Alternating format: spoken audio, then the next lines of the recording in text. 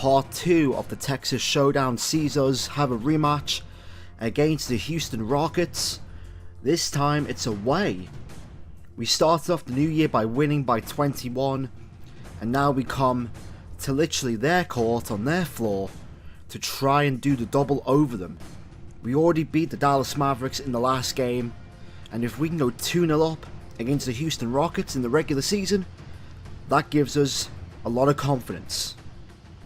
Alright, this is a big game feel here in Houston. Houston, we have a problem? Yeah, you're damn right we have a problem. We've got a number 1 seed to sort out here. Setting up the play, Brandon Roy already with the pump fake gives us a 2-0 lead. However, literally the Houston Rockets gave us pretty much what we've been giving to all these other teams. They started really quickly compared to us.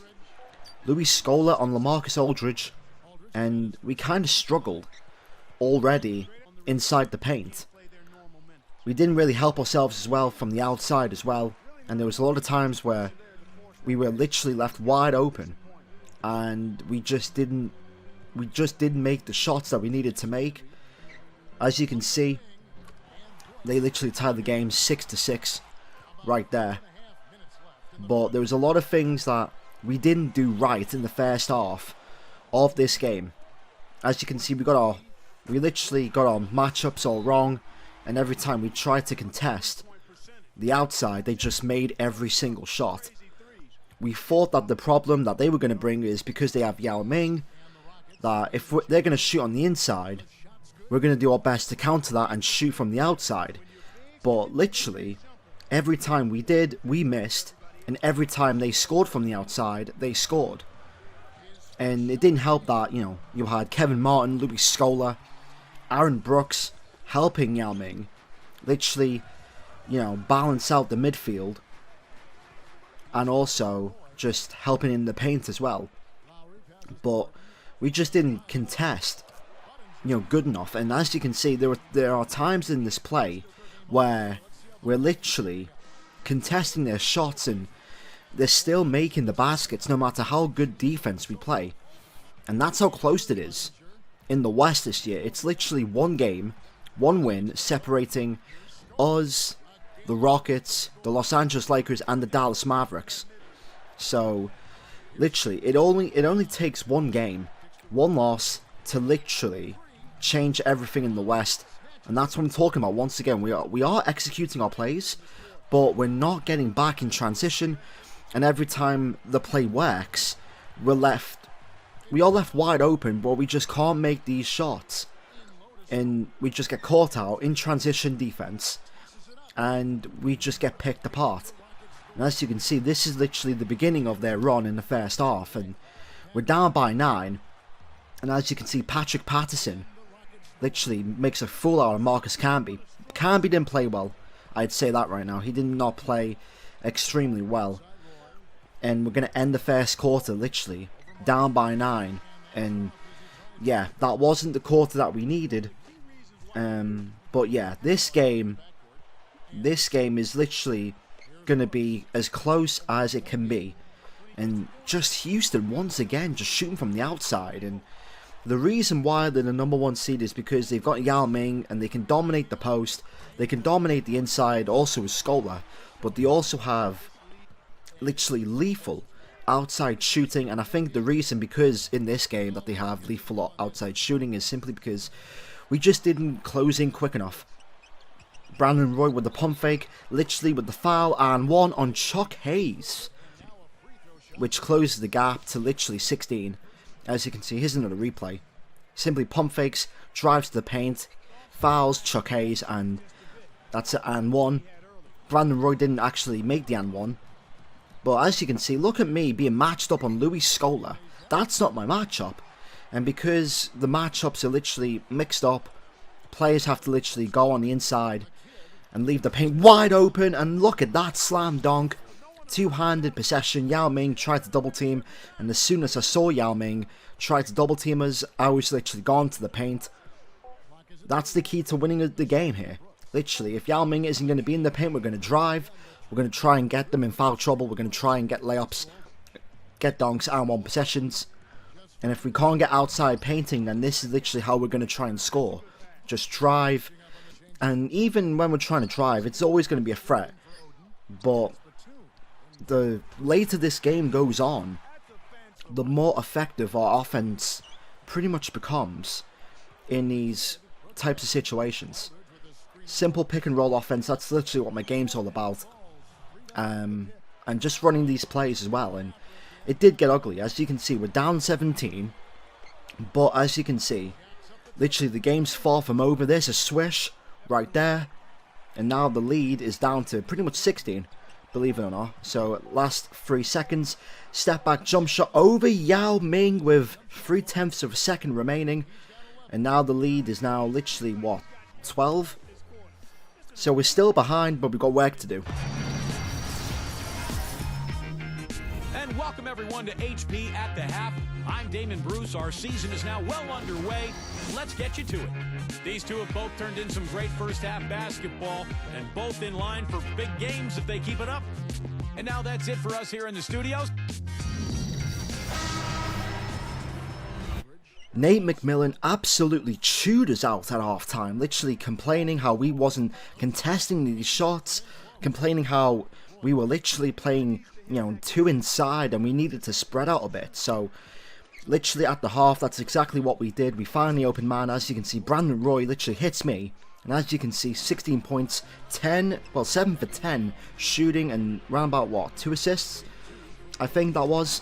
But as you can see, once again, they're still shooting from 3. And even if we're double teaming, even if we're taking chances on double teaming Yao Ming, he's always going to find the open player. Chase Budinger, Aaron Brooks, you know, Courtney Lee. But literally, we're starting to find our offense again, and by the midway stage of the third quarter, we're literally now down by 9 with just over 5 minutes to go. So bit of a risky possession trying to pass it to Greg Oden. But with that jump shot, the lead is now down to 7.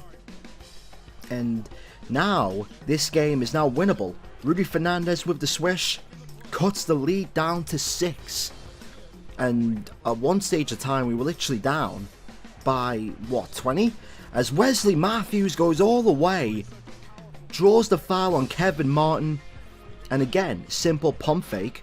He buys the pump fake, drives all the way to the basket, and one dunk with the foul. And Wesley Matthews will literally make that and one possession, bounces off the rim, but it goes in. Houston went on a bit of a run there. They went on like a 5-point run. So now the lead is now up to 8. Cheeky inside pass through like 3 defenders. And now the lead is now pretty much to 5. Now it's literally up to 7 or 8.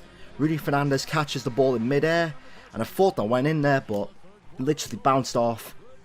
And as you can see, Yao Ming 19 points, I have 16, and the lead is now literally 8, with just under 1 more quarter to go. Brandon Roy literally complained there, he should have got fouled. He thought he got fouled, but the refs did not see any contact. That's contact there, and that's now on play, and we're slowly but surely coming back into this game. Surprisingly, we were down 19 at the end of the second, but somehow, someway, we've been able to find our way back. Brandon Roy actually missed his second free throw, but literally, Joel Prisbilla with the offensive rebound. Now the lead's now down to 3. With Brandon Roy's open jump shot, the lead is now down to 1 with just under 5 minutes, well, just under 6 minutes to go. Lamar Odom? LaMarcus Aldridge makes it a 2-point game, and once again they come back. One of the defenders tried to literally pick the pass. That didn't work. So that jump shot was wide open. 84-79. Rudy Fernandez now getting in on the action. He's driving baseline. Cheeky through the legs, crossover drive right side. And now the lead's literally 5. Kevin Martin buys the pump fake, so I pass out to Greg Oden right there. He wasn't being guarded.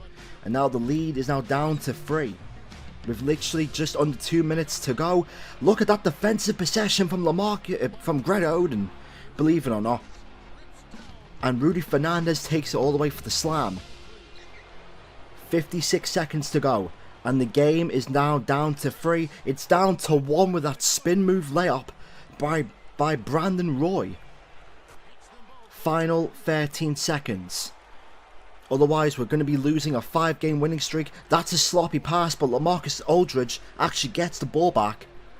8 seconds left. What's Brandon Roy going to do? He's going to set up a play. He's going to set up a pick and roll. Scola actually goes for the double team. Brandon Roy for overtime. We go to overtime with 0.3 of a second remaining. What a clutch shot that was by Brandon Roy once again. And considering the fact that he hasn't shot well all game from the outside, that was a ballsy move to literally take that open jump shot, but literally Scola over-rotated. And as you can see, that swish from us gives us the lead again. The game is tied at 101. Brandon Roy with another steal. And I'm very impressed by how well we were able to play defense, especially in the fourth quarter and in overtime.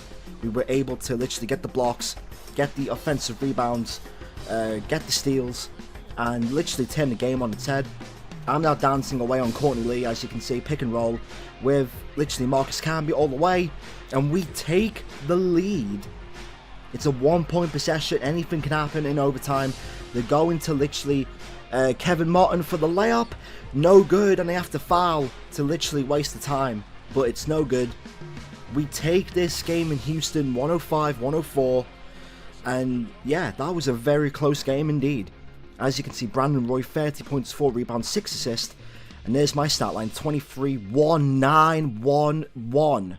And 1 turnover indeed, I think. But yeah, literally Aaron Brooks had 33 points.